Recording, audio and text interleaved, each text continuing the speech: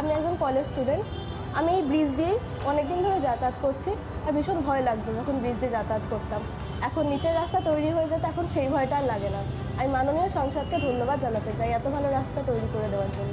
ছোটবেলা থেকে এই রাস্তার নাম বজবজ ট্র্যাঙ্ক রোড শুনি, কিন্তু কিছুদিন ধরে রাস্তার যে অবস্থা ছিল, চাঁদের গর্ত নাম হয়ে গেছিল এই রাস্তার। মাননীয় সাংসদ এটাকে ঠিক করে দেবেন বলে কথা দিয়েছিলেন, কিন্তু উনি অল্প সময়ের মধ্যেই সেটা করে দিয়েছেন। তার জন্য মাননীয় সাংসদকে ধন্যবাদ জানাচ্ছি। এবং সত্যি কথা বলতে কি, এই রাস্তা এত সুন্দর হওয়ার জন্য আমরা খুব খুশি। এখন রাস্তা খুব ভালো হয়ে গেছে, গাড়ি চালাতেও ভালো লাগছে। দাদা যেই ভালো রাস্তার এত কম সময়ে আমাদের উপহার দিল, এই জন্য অসংখ্য ধন্যবাদ। সারা ভারতবর্ষে যেন এরকম সাংসদ সবাই পায়।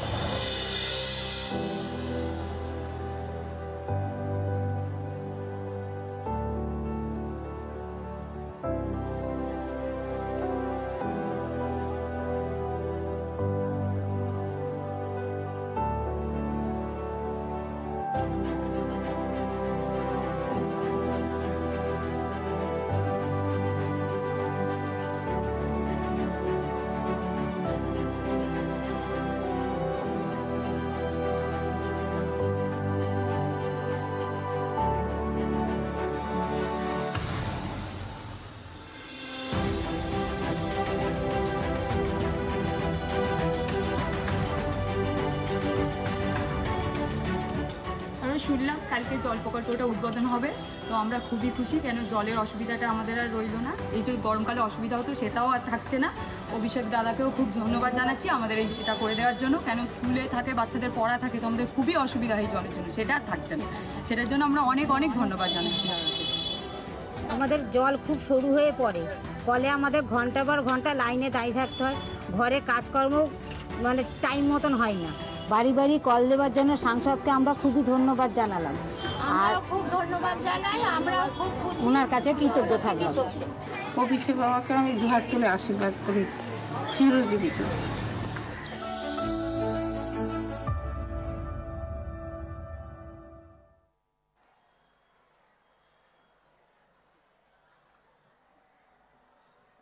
এরপর আমরা এতক্ষণ যার জন্য অপেক্ষা করছিলাম, মাননীয় সাংসদের কাছ থেকে দু চার কথা শুনে নেব।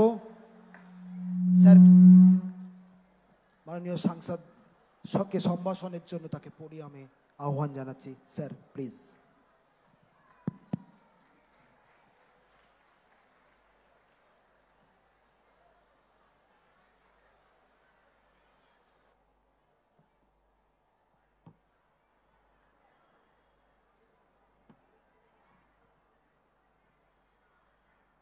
নমস্কার সকলকেই। প্রথমে আমার ধন্যবাদ, কৃতজ্ঞতা, প্রণাম। আজকে ছুটির দিনেও আপনারা সকলে এসে আমাদের এই অনুষ্ঠানে অংশগ্রহণ করেছেন, সমবেত হয়েছেন, এবং আমাদের এই দীর্ঘদিনের যে প্রচেষ্টা ছিল, বিশেষ করে জলের যে সমস্যা ছিল, আজকের পর সেটা শুধুমাত্র সাময়িক প্রতিকার নয়, আমরা চিরস্থায়ী প্রতিকার করতে পেরেছি। এটা আমাদের কাছে অত্যন্ত গর্বের। এবং যেই লক্ষ্যে, যে কারণে রাজনীতির আঙিনায় আমরা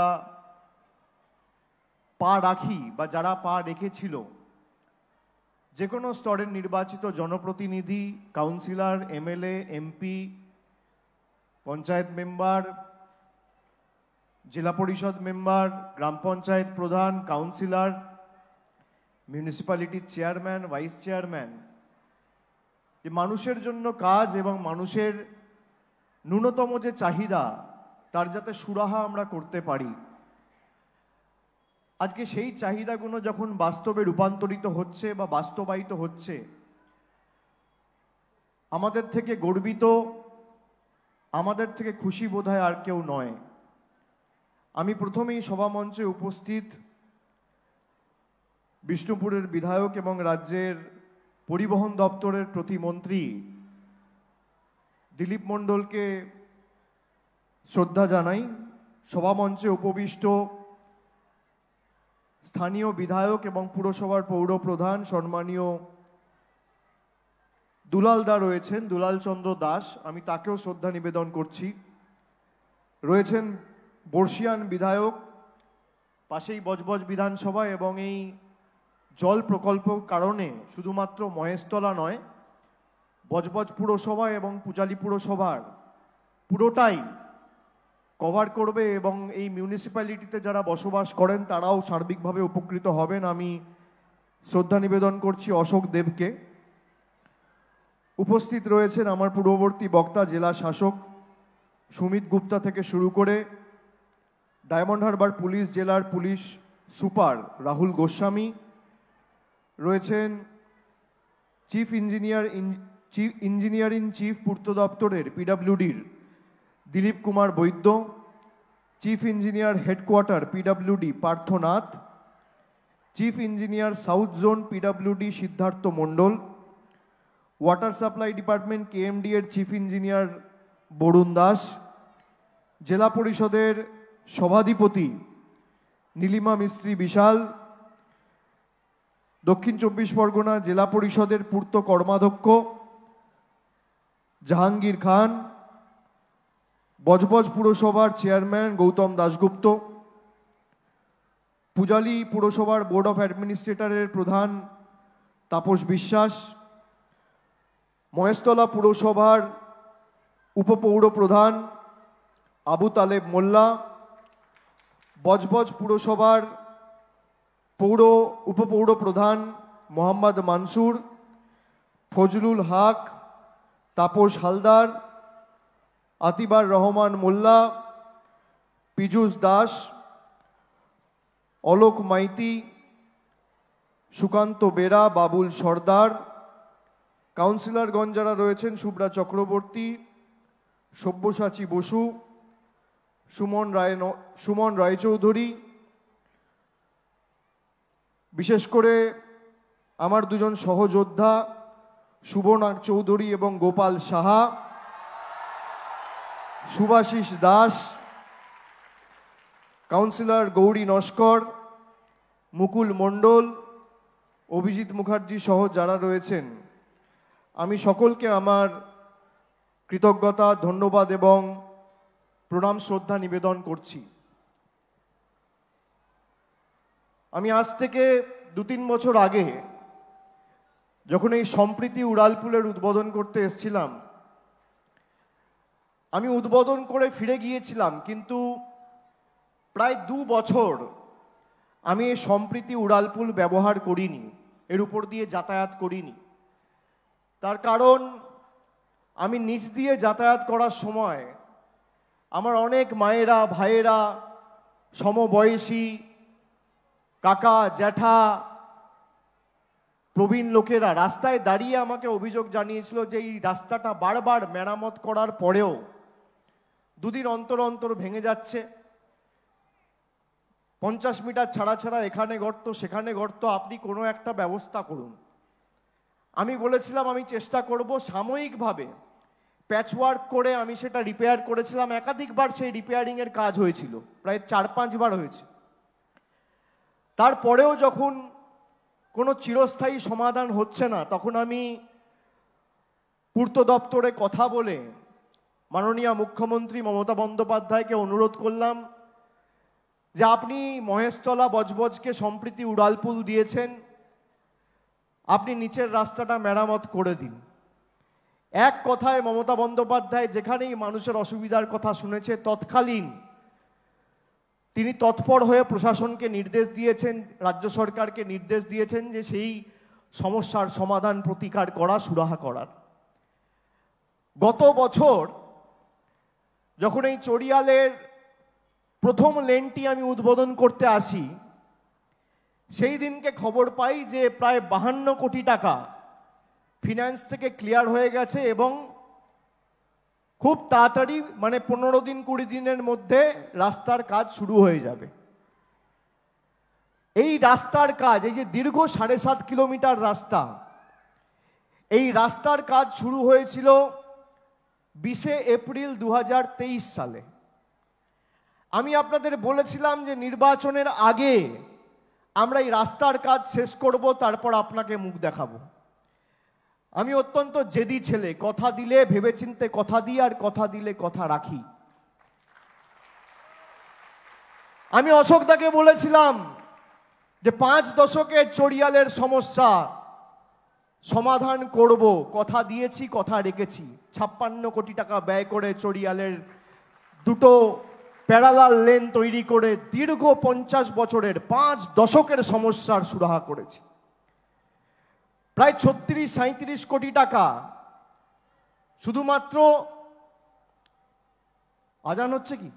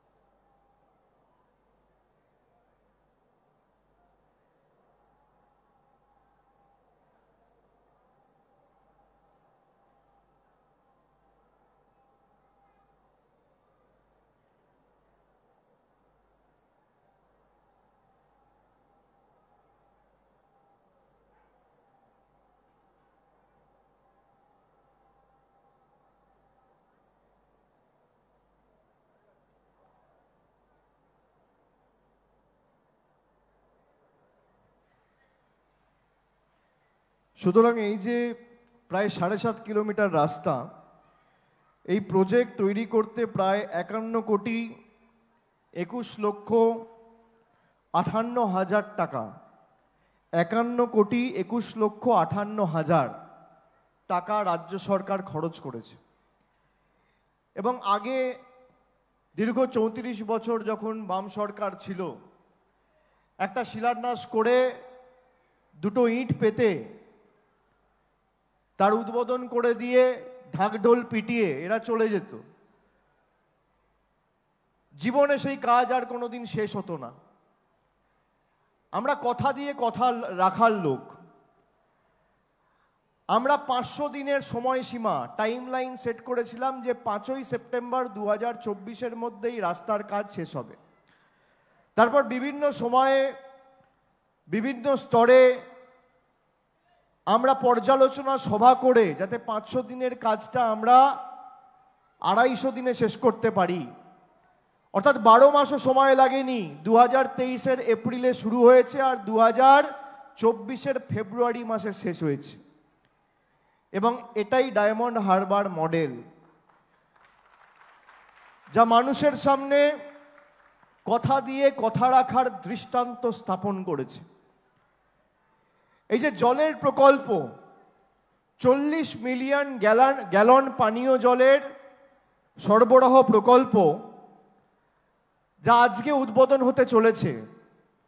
এতদিন ধরে আমি 2014 সালে সাংসদ হয়েছি, আমি প্রায়তই শুনতাম যে মানুষ বলছে যে আমাদের জলের প্রেশার থাকছে না। আর গরমকালে তো কষ্টটা বাড়ে, শীতকালে তো মানুষ তাও জল কম ব্যবহার করে, গরমকালে তো জলের ডিমান্ড চাহিদা বাড়ে। যে শীতকালে একবার চান করে সে গরমকালে 3বার চান করে। গরমকালে যখন প্রেশারটা কমিয়ে দেওয়া হয় তার কারণ গার্ডেন রিচ হয়েই জল আসতো, কেএমসির জল। আমি মনে করি যে ডায়মন্ড হারবারের বিস্তীর্ণ এলাকা জুড়ে যারা বসবাস করে তাদের অধিকার রয়েছে, যেভাবে জল কলকাতায় সরবরাহ করা হচ্ছে সেভাবে মহেশতলাতেও হবে, সেভাবে বজবজেও হবে, সেভাবে পূজালিতেও হবে। সেই কারণে 328 কোটি টাকা খরচা করে আজকে এই 40 মিলিয়ন গ্যালনের পানীয় জল সরবরাহ প্রকল্পের শুভ উদ্বোধন আমরা শুরু করতে চলেছি। তারপর মানে অলরেডি যেখানে এক্সিস্টিং কানেকশন আছে সেখানে আগামীকাল থেকে আর জলের কোনো সমস্যা থাকবে না, এবং যেখানে কানেকশন দরকার অলরেডি মিউনিসিপ্যালিটি কাজ শুরু করেছে। অ্যাডিশনাল কানেকশন যেখানে দরকার সেখানে অ্যাডিশনাল কানেকশনও করে দেওয়া হবে। এবং এই যে প্রকল্পটা করা হলো এটা শুধুমাত্র আজকের ডিমান্ড মাথায় রেখে নয়। আজকে হয়তো মহেশতলা পুরসভা বা মহেশতলা বিধানসভা বা বজবজ পুরসভা বা পূজালি পুরসভা সব মিলিয়ে হয়তো 8 লক্ষ লোক বসবাস করে। সব মিলিয়ে হয়তো 8 লক্ষ লোক আজকে উপকৃত হবে, কিন্তু এই প্রকল্পটা এমনভাবে করা হয়েছে যাতে আগামী 2040 অব্দি কারোর জলের অসুবিধা না হয়। মানে আগামী 16 বছর জনসংখ্যা বাড়লেও যাতে আপনাদের ডিমান্ড অনুযায়ী সাপ্লাই চলতে থাকে এবং আপনাদের কোনো অসুবিধা না হয়। আপনি দেখুন, চোখে দেখুন যে আমাদের সরকার, মামাটি মানুষের সরকার, মমতা বন্দ্যোপাধ্যায়ের সরকার, ডায়মন্ড হারবারের বিধায়ক, সাংসদ, জেলা পরিষদ মেম্বার এই জেলার কথা দিয়ে আপনাকে কথা রাখতে পেরেছে কিনা। এই পথশ্রী রাস্তাশ্রী প্রকল্পে গত 1 বছরে পথশ্রী 2 হয়েছে, আজ পথশ্রী 3 হচ্ছে। ডায়মন্ড হারবারের বিস্তীর্ণ এলাকা জুড়ে প্রায় গ্রামীণ রাস্তা আমরা পথশ্রী প্রকল্পে প্রত্যেকটা বিধানসভায় ধরে ধরে যেখানে সমস্যা ছিল করেছি। পথশ্রী 3-তেও নতুন করে সেই রাস্তাগুলো হচ্ছে। কেন্দ্র সরকার পুরো টাকা বাংলার বকেয়া পাওনা আজকের দিনে দাঁড়িয়ে 1,60,000 কোটি টাকা। 1 কোটি, 2 কোটি, 5 কোটি, 10 কোটি নয়, 1,60,000 কোটি টাকা। এটা আমাদের টাকা, বাংলার টাকা, বাংলার মানুষের টাকা। জোর জবরদস্তি মোদী সরকার, কেন্দ্রের বিজেপি সরকার আটকে রেখে দিয়েছে গায়ের জোরে। তার কারণ এরা ভোটে হেরেছে। আপনারা দুহাত তুলে মমতা বন্দ্যোপাধ্যায়কে আশীর্বাদ করেছেন, তৃতীয়বার মামাটি মানুষের সরকার তৈরি করেছেন। মমতা বন্দ্যোপাধ্যায় কথা দিয়েছে, আমরা দিল্লির দয়া দাক্ষিণ্যে বেঁচে নেই। যতদিন আমাদের সরকার থাকবে বাংলার কোনো প্রান্তে হোক, বাংলার কোনো মানুষকে দিল্লির সরকার ভাতে মারতে পারবে না। 2 বছর ধরে 100 দিনের টাকা আপনার আটকে রেখে দিয়েছে। আমরা আগে বলতাম 21,75,000, পরে কি শুনলাম জানেন? আমরা বিভিন্ন জায়গায় দলের তরফ থেকে 3,343টা অঞ্চলে সহায়তা শিবির চালু করেছিলাম। 18 তারিখ বলেছিলাম 7 দিন ব্যাপী এই শিবির চলবে। আজকে সেই শিবিরের শেষ দিন। সেই শিবিরে যারা 100 দিনের বকেয়া পাওনা 2 বছর ধরে যাদের পারিশ্রমিক বন্ধ, যারা কাজ করে টাকা পাননি, তারা নিজেদের নাম নথিভুক্ত করুন। আগামী 26 তারিখ থেকে 1 তারিখের মধ্যে যাদের বকেয়া পাওনা রয়েছে সবার অ্যাকাউন্টে ডাইরেক্ট ব্যাংক ট্রান্সফারের মাধ্যমে আমাদের সরকার কেন্দ্র থেকে 10 পয়সা সাহায্য ছাড়া সরাসরি সেই টাকা পৌঁছে দেবে। আজকে সেই স্বপ্ন বাস্তবায়িত হতে চলেছে। আমরা বলতাম 21,75,000, পরে যত দিন যায় দেখছি সংখ্যা বাড়ছে বাড়ছে বাড়ছে। মমতা বন্দ্যোপাধ্যায় প্রথমে ঘোষণা করলেন 21শে ফেব্রুয়ারির মধ্যে আমার সরকার টাকা পাঠিয়ে দেবে। তারপর নিচ থেকে যখন তথ্য সংগ্রহ করা শুরু হলো, এই যে পোর্টাল রয়েছে, এই ডেটাটা একটা পোর্টালে থাকে, এই পোর্টালের দায়িত্ব দায়ভার হচ্ছে কেন্দ্র সরকারের, এটা সেন্ট্রাল গভর্নমেন্টের পোর্টাল। এবং এই পোর্টালের তথ্য গ্রাম পঞ্চায়েতের মাধ্যমে যখন সংগ্রহ করা হলো, তখন দেখা গেল সংখ্যাটা 21,75,000 নয়, সংখ্যাটা 59 লক্ষ। 59 লক্ষ শ্রমিক যাদের বকেয়া পাওনা 2 বছর ধরে গায়ের জোরে মোদী সরকার আটকে রেখেছে। আপনি পারবেন আপনার বাড়িতে কাউকে কাজ করিয়ে 2 বছর ধরে মায়না আটকে রাখতে? পারবেন? পারবেন? আমরা পারবো? বাংলায় যারা বসবাস করি, কাউকে দিয়ে 6 মাস কাজ করিয়ে বার করে দিলাম, নিয়ে বললাম তোমার পাওনা মায়না দেবো না, যাও যা পারো করে নাও। এদেরকে আমরা কি বলি? এদেরকে বলি অত্যাচারী, এদেরকে বলি স্বৈরাচারী, এদেরকে বলি বহিরাগত, এদেরকে বলি বাংলা বিরোধী, এদেরকে বলি জমিদার। আর আজকে 2 বছর ধরে দরবার করার পর, যেখানে 3 বার মুখ্যমন্ত্রী মমতা বন্দ্যোপাধ্যায় নিজে প্রধানমন্ত্রীর সাথে বৈঠক করেছেন, আমরা দিল্লিতে সাংসদদের প্রতিনিধি দল কৃষি ভবনে বৈঠক করতে গিয়েছি। মহিলা সাংসদদের, জনজাতি মূলবাসী প্রতিনিধিদের চুলের মুঠি ধরে টেনে হিঁচড়ে কৃষি ভবন থেকে দিল্লি পুলিশ আর সিআইএসএফ বার করে দিয়েছে। মনে পড়ে সে দৃশ্য? আমরা তাও মাথা নত করিনি। আমরা চেষ্টা করেছি, আমাদের কোনো অহংকার নেই, কোনো দম্ভ নেই, কোনো ঔদ্ধত্য নেই। আমরা বাংলার মানুষের জন্য বারবার দিল্লিতে গিয়ে দরবার করেছি।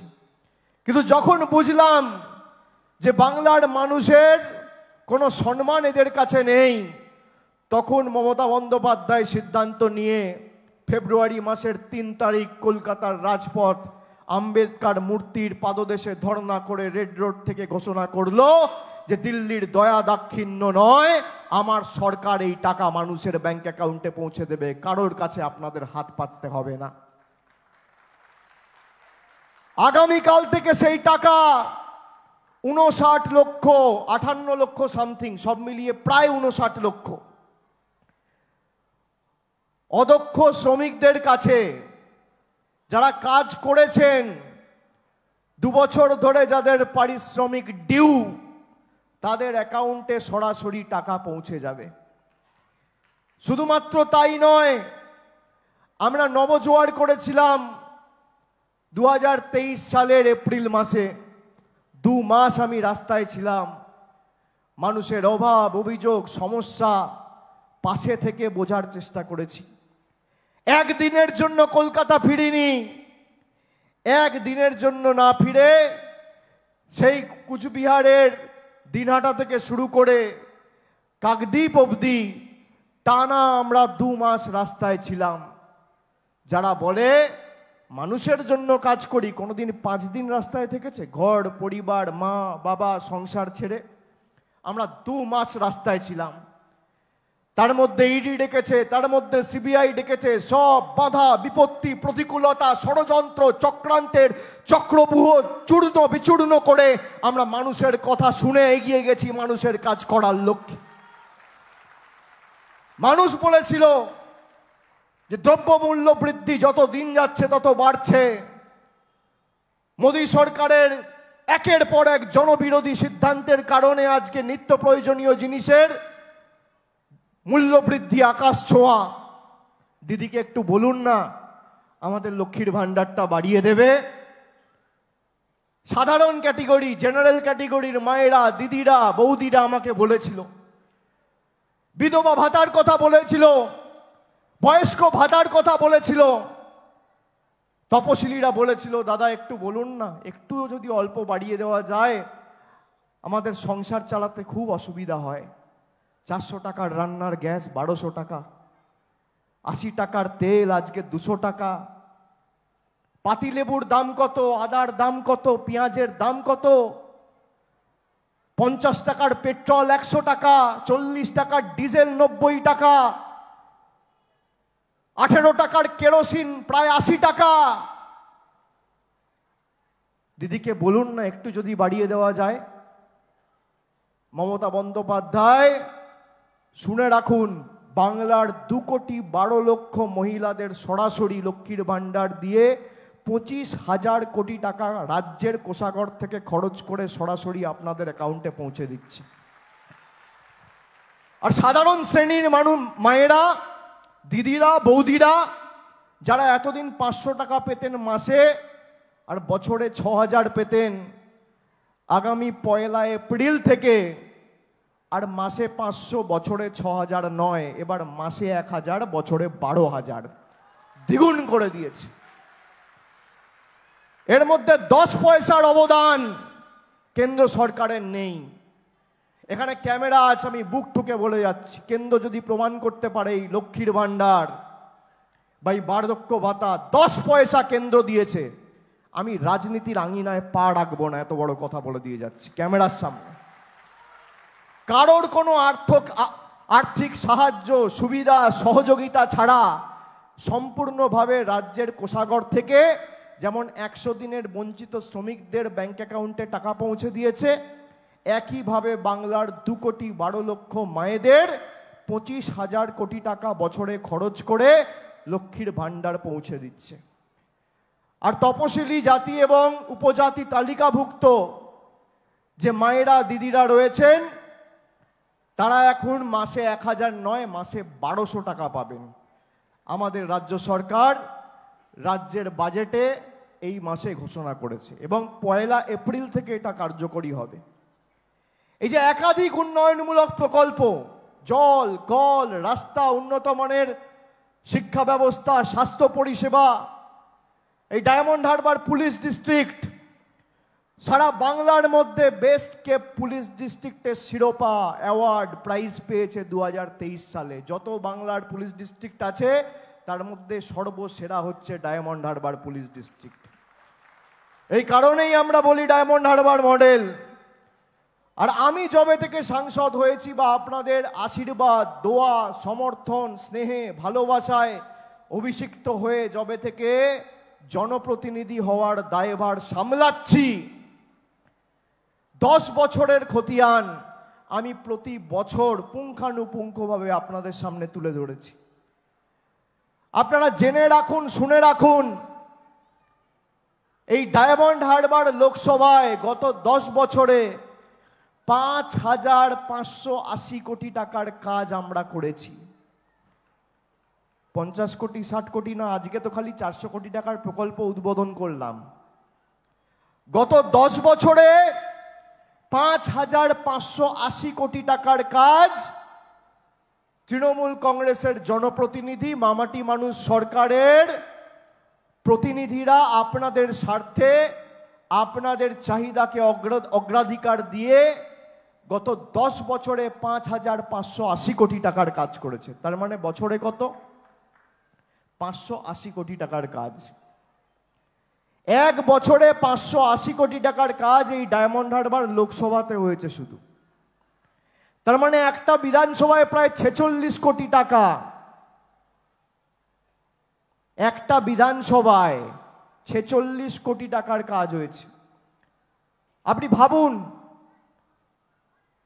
10 বছরে 5,580 কোটি টাকার কাজ। আর কেউ যদি বলে না অভিষেক ব্যানার্জি মিথ্যে কথা বলছে, অভিষেক বন্দ্যোপাধ্যায় ভুল বলছে, তথ্য বিকৃত করে বলছে, আমাকে অ্যাড্রেসটা পাঠাবেন, 10 বছরের উন্নয়নের খতিয়ানটা তার বাড়িতে পোস্ট করে দেবো।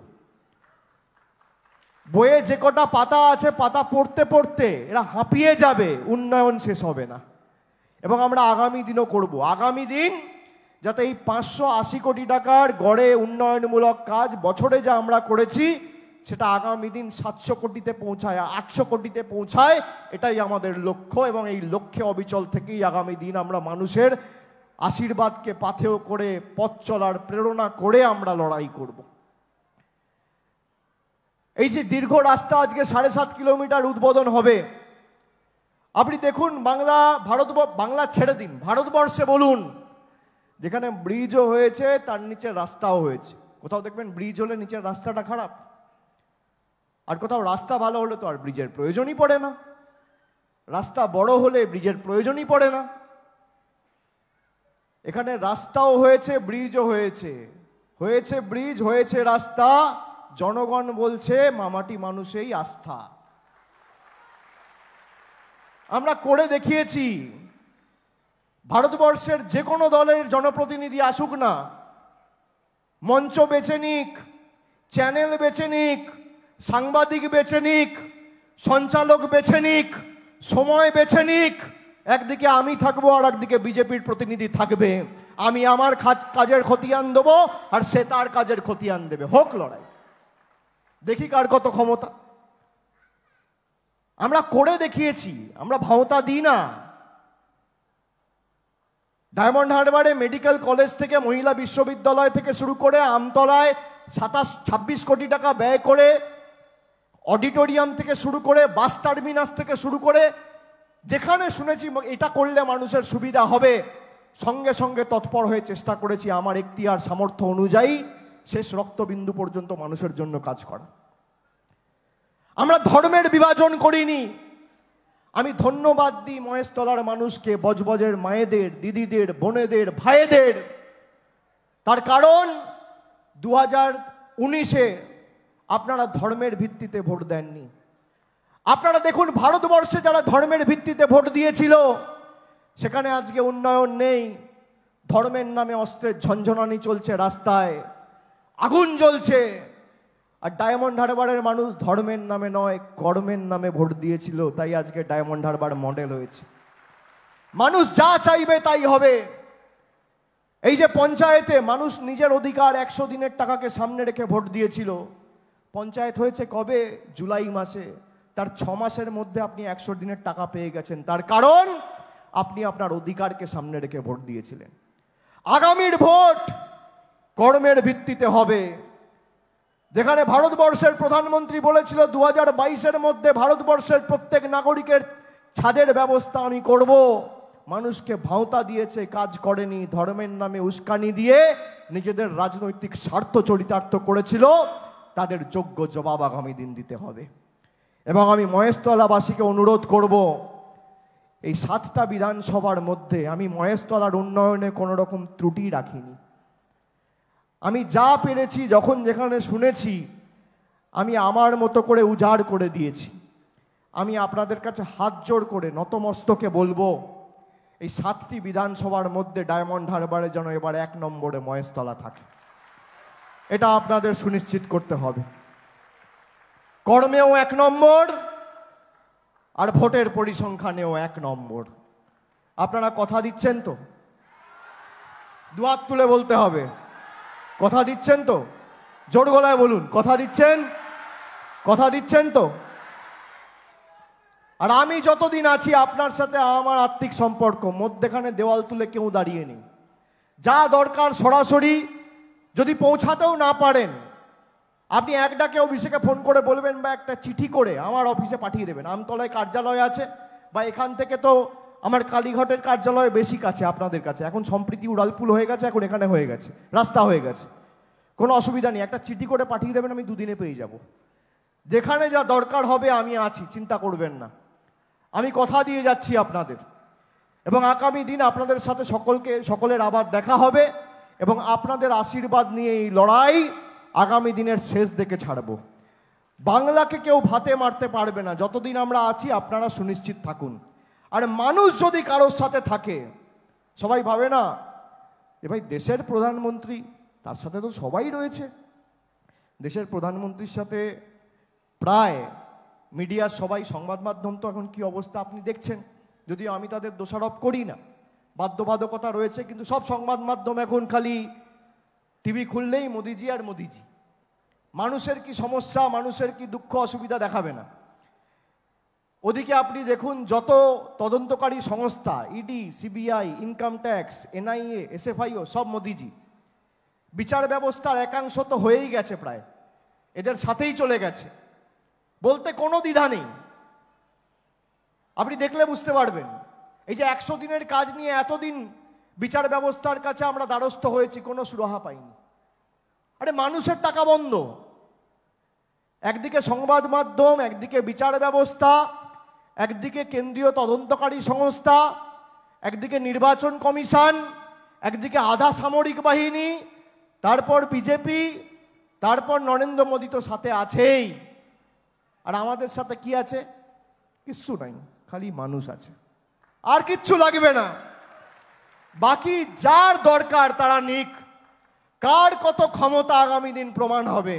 এটা গণতন্ত্র। গণতন্ত্রে কোনো তদন্তকারী সংস্থা, কোনো বিচার ব্যবস্থা, কোনো রাষ্ট্রপতি, কোনো রাজ্যপাল, কোনো মুখ্যমন্ত্রী, কোনো প্রধানমন্ত্রী, কোনো কেন্দ্রীয় মন্ত্রী শেষ কথা বলে না। শেষ কথা বলে সাধারণ মানুষ। মানুষের কি ক্ষমতা আগামী দিন দেখাতে হবে। আমি এটুকু বলে আপনাদের সকলকে আরেকবার ধন্যবাদ, কৃতজ্ঞতা, প্রণাম জানিয়ে, আপনাদের সকলকে শুভেচ্ছা, অভিনন্দন জানিয়ে আমার বক্তব্য এখানে শেষ করলাম। ভালো থাকবেন, সুস্থ থাকবেন। জয় হিন্দ, বন্দে মাতারাম, জয় বাংলা। জোরে একবার বলুন, জয় বাংলা, জয় বাংলা, জয় বাংলা, জয় বাংলা, জয় বাংলা, জয় বাংলা। ধন্যবাদ।